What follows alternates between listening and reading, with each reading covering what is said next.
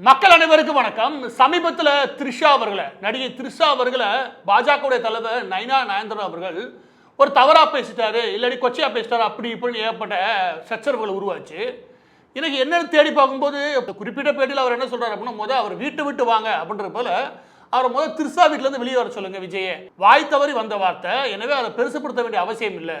இதுதான் முதல் முறையாக அவர் பேசக்கூடிய விஷயம்.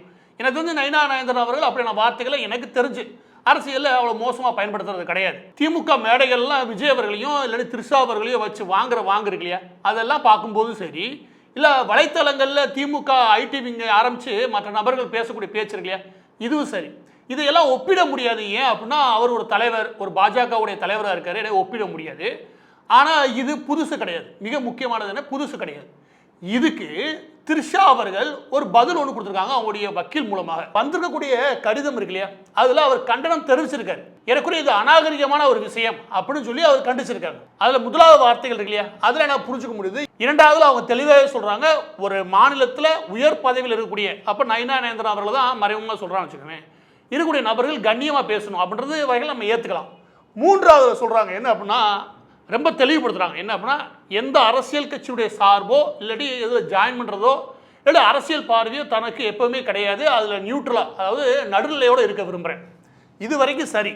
ஆனால் சச்சரவு எதை சம்மந்தப்பட்டது, விஜய் அவர்களையும் அவங்களையும் இணைச்சி வச்சு பேசிட்டாங்க அப்படின்றது சச்சரவு. ஆனால் நாலாவது லைனில் நாலாவது பேரல் என்ன சொல்கிறேன் அப்படின்னா, இது ரொம்ப முக்கியம், என்னுடைய தனிப்பட்ட வாழ்க்கை, என்னோட இல்லை யாரோட தனிப்பட்ட வாழ்க்கையை பற்றி நீங்கள் பேச வேண்டிய அவசியம் கிடையாது, இல்லாட்டி பொது வாழ்க்கையில் பேச வேண்டிய அவசியம் கிடையாது.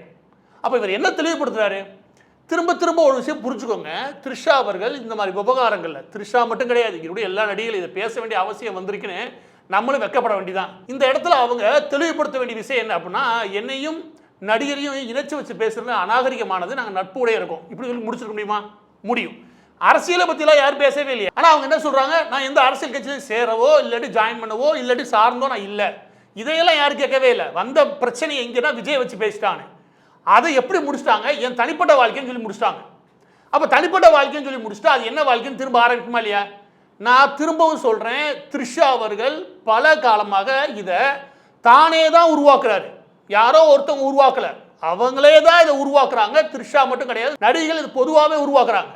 அதில் த்ரிஷா இந்த விஷயத்தில் மாட்டுறாங்க இல்லையா, இது புதுசு கிடையாது. இது எனக்கு தெரிஞ்சு ஒரு 6 வருஷமாக ஆன்லைன் முழுவதும் ஓடுதுன்னு வச்சுக்கோங்க. அவர் அரசியல் கட்சி ஆரம்பிச்சதுமே இது பூதாகரமாக ஓடுதுன்னு அவங்களுக்கே தெரியும், தெரிஞ்சிருக்க 100% வாய்ப்புகள் உண்டு. ஆனால் இன்னைக்காவது அதை தெளிவுபடுத்துவார்னா, அதை தெளிவுபடுத்தாமல் அது என் தனிப்பட்ட வாழ்க்கைன்னு முடிக்கிறாரு. இது எங்கேருந்து ஆரம்பிச்சிச்சு, எப்படி ஆரம்பிச்சிச்சு, இதுக்கு எப்படி த்ரிஷா தான் முக்கியமான காரணம் அப்படின்ற விஷயத்தை பார்க்கறதுக்கு முன்னாடி, பல நாடுகள் நிறுவனங்கள் புதிய புதிய டெக்னாலஜியில் இன்வெஸ்ட்மெண்ட் பண்ணுறதும் அதை ரிசர்ச் பண்ணுறதுக்கான விஷயங்களுக்குல அது தீவிரமாக அதிகரிச்சுட்டு வருது. அந்த வகையில் சமீபத்தில் ஏஐ இருக்கு இல்லையா, ஆர்டிஃபிஷியல் இன்டெலிஜென்ஸ், அது உச்சத்தை தொட்டிருக்குது. நிறையா நிறுவனங்களுடைய பிஸ்னஸ் ப்ராப்ளம்ல ஆரம்பிச்சு ப்ரொஃபஷனல்ஸோடைய அன்றாட தேவைகளுக்குல, அவங்களுடைய ப்ரொஃபஷனல் பிரச்சனைகள், அதை தீர்க்கிற வரைக்கும் ஏஐ அவங்களுடைய கரியரில் ஆரம்பித்து எல்லா இடங்களிலுமே இந்த ஆர்டிஃபிஷியல் இன்டெலிஜென்ஸ் பெரிய லெவலில் சப்போர்ட்டாக நிற்கிது. எனவே ஏஐ ஆர்டிஃபிஷியல் இன்டெலிஜென்ஸோட இணையிறது இல்லையா, அது அவசியமானது, அதை தாமதப்படுத்தக்கூடாது. இந்த ஆர்டிஃபிஷியல் இன்டெலிஜென்ஸை பொறுத்த வரைக்கும் 2 நாள் பயிற்சி முகாமாக உங்களுக்கு சனி ஞாயிறு 2 நாட்கள் ஃப்ரீயாக ஒரு ஏஐ ட்ரைனிங் கோர்ஸ் ஒன்று இருக்குது.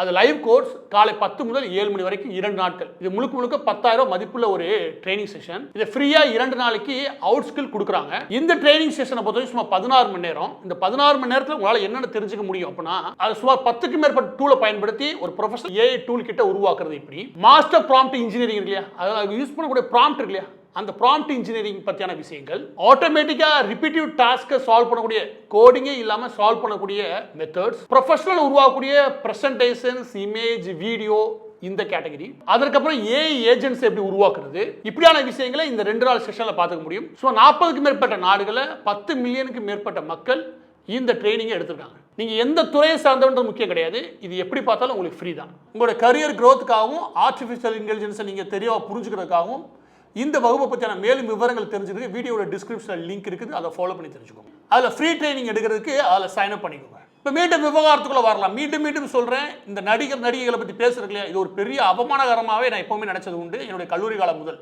நான் கம்யூனிஸ்டாக இருந்த காலகட்டத்து வரைக்கும் இதை எடுத்து ஏன் பேச வேண்டியிருக்கு அப்படின்னா, இது என்னமோ பெரிய பூதாகரமான விஷயம் மாதிரி எல்லா செய்தி நிறுவனங்களும் உட்காந்து பேசிட்டு இருக்குது, அது செய்தியாக போகிறது இல்லையா, அங்கே தான் கடுப்பு வருது. ஒரு நேர்மையை எதாவது பேசுறியா, த்ரிஷா அவர்களை பேசுனது தப்பு நான் ஏற்றுக்கிறேன், ஆனால் பேசுறதுக்கு யார் திரியை கொளுத்தி போட்டது, கொளுத்தி போட்டதை திருசா தான் நான் சொல்லுவேன்.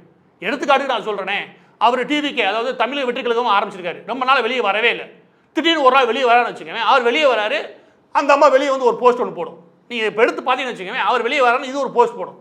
அதுக்கு கீழே நீங்கள் பார்த்தீங்கன்னா தமிழக வெற்றி கழகம் இல்லை விஜயோட ஃபேன்ஸ் என்ன பண்ணுவோம், ஏமா சும்மா இருக்க மாட்டேன் நீ கொஞ்ச நேரம் சும்மா இரமா. யார் விஜயோட ஃபேன்ஸு இதை தெளிவாக கண்டுபிடிச்சி பல நேரம் என்ன சொல்லுவாங்க, இது ஒரு இந்த அட்டென்ஷன் சீக்கிங் மாதிரி எப்போ பார்த்தாலும் விஜய் வராரா இது ஒரு போஸ்ட்டை போடும். இந்த வேலை யார் பார்த்தது? அது மட்டும் கிடையாது. இதுக்கு முன்னே கவனிச்சு வச்சுக்கோங்க, அவருடைய பர்த்டேக்கு அடுத்த நாள் இவங்க எடுத்த ஃபோட்டோ, நான் தனிப்பட்ட விதத்தில் இவங்களுக்கு எடுத்த ஃபோட்டோ வெளியே லீக் ஆகிறதுக்கு வாய்ப்பே கிடையாது. எப்படி லீக் ஆச்சு? ஏன்னா இவங்க தான் போடுறது. போட்டு விட்டு புயலுக்கு பின் அமைதி, அமைதிக்கு பின் புயல், இன்னும் நிறையா மைல்ஸ்டோனை கடக்க வேண்டியிருக்கு அப்படின்னு போட்டு விட்டா அவன் என்ன நினைப்பான், அன்னைக்கெல்லாம் செய்திகள் பத்திக்கிட்டு எரியும் போது எந்த விளக்கமும் யாருமே கொடுக்கவே இல்லையே. ஏன்? இதே மாதிரி அவங்க ஒரு நாய்க்குட்டி இறந்து போச்சு, அது என் மகன் மாதிரி அப்படின்னு அடுத்த 2 நாள் சென்று இன்னொரு நாய்க்குட்டி வச்சுக்கிட்டு அவர் மகன்னா இவர் யாரும் கேட்பாங்க இல்லையா?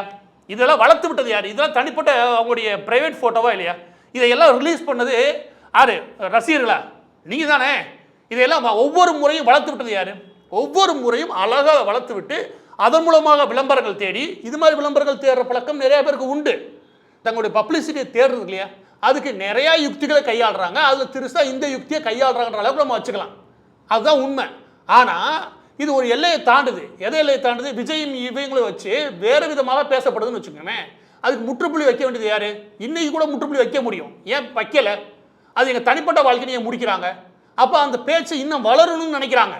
அந்த பேச்சை தொடங்கி வச்சதும் திருசா தான், அதை வளர்த்து விட்டதும் திருசா தான் போது அதை வாய் தவறி சொன்ன ஒருத்தரால் பட்டுக்குச்சு, எனக்கு பத்திக்குச்சுன்னா என்ன அர்த்தம்? இதை முதல் தெளிவுபடுத்த வேண்டியது. அவர் ரிலீஸ் பண்ணும்போது, ஸ்டேட்மெண்ட் ரிலீஸ் பண்ணும்போது தெளிவுபடுத்திட்டு போக வேண்டியதானே. இதில் என்ன கொடுமை தெரியுமா? கோவாவுக்கு பிரைவேட் ஃப்ளைட்டில் போகிறாங்க யார்? விஜயும் த்ரிஷாவும். இது அவங்க தனிப்பட்ட வாழ்க்கை, அந்தரங்க வாழ்க்கை, அதை பற்றி எனக்கு கவலையே கிடையாது. அது போகிறது உறுதி, அது தெரியுது. ஆனால் நமக்கு எல்லாருக்குமே தெரியும், அந்த செக்கிங் ஏரியாவில் நம்மளால் ஃபோட்டோ எடுக்க முடியாது. இந்த ஃபோட்டோலாம் எடுத்து எவன் ரிலீஸ் பண்ணுறான் சொல்லுங்க பார்ப்போம். இந்த ஃபோட்டோ ரிலீஸ் பண்ணுறதுல எங்கேருந்து லீக் ஆகுது? எங்கேருந்து யார் ஃபோட்டோ எடுக்கிறா? நீ பார்த்தா கேஷுவலாக நடந்து போகிற மாதிரி யாரும் ஃபோட்டோ எடுக்க தெரியாமல் எடுத்துக்கிறீங்க. எல்லாமே விளம்பரம். இங்கே இந்த விளம்பரத்தை எங்கேருந்து கொடுக்குறீங்க? இது விளம்பரமா இல்லை வேணும்னு நீங்கள் இந்த செய்தியை உருவாக்க முயற்சி பண்ணுறீங்களா? அன்றைக்கி அந்த செய்திகள் உருவாகும் போது தனியார் விமானத்தில் 2 பேர் பயணமாகறாங்க அப்படி இப்படின்னு செய்தி நிறுவனங்கள் போடும்போது எங்கே போச்சு உங்களோட விளக்கம்லாம்? அன்றைக்கி நீங்கள் விளக்கம் கொடுத்துருக்கணுமா இல்லையா? இன்றைக்கும் உங்கள் விளக்கத்தை கொடுக்க முடியும், ஆனால் கொடுக்க விரும்பலை. த்ரிஷா அவர்கள் இதை வச்சு அழகாக விளம்பரம் தேட முயற்சி பண்ணுறாரு. விளம்பரம் தேட முயற்சி பண்ணுறாரா இல்லை ஒரு உண்மையை பரவிட்டு போதே அப்படின்னு அவர் நினைக்கிறாரான்னு தெரில. ஏன்னா இப்போவும் அதான உண்மை. பேசப்படுறது உண்மையா இல்லையான்னு நான் பேச வேண்டிய அவசியமே கிடையாது. என்ன எங்களுக்கு வேற வேலை இல்லையா? நடிகர்கள் என்ன பண்ணுறான்ற பார்க்குறத வேலை. எனவே இதை ஒரு செய்தியாக்கி பூதாகரமாக்கி உலகத்தில் பெரிய இந்த விஷயம் நடந்த மாதிரி அதை நீங்கள் விளக்கம் கொடுக்கும்போது அப்போவும் நீங்கள் செய்கிறது சேட்டை நான் சொல்லுவேன்.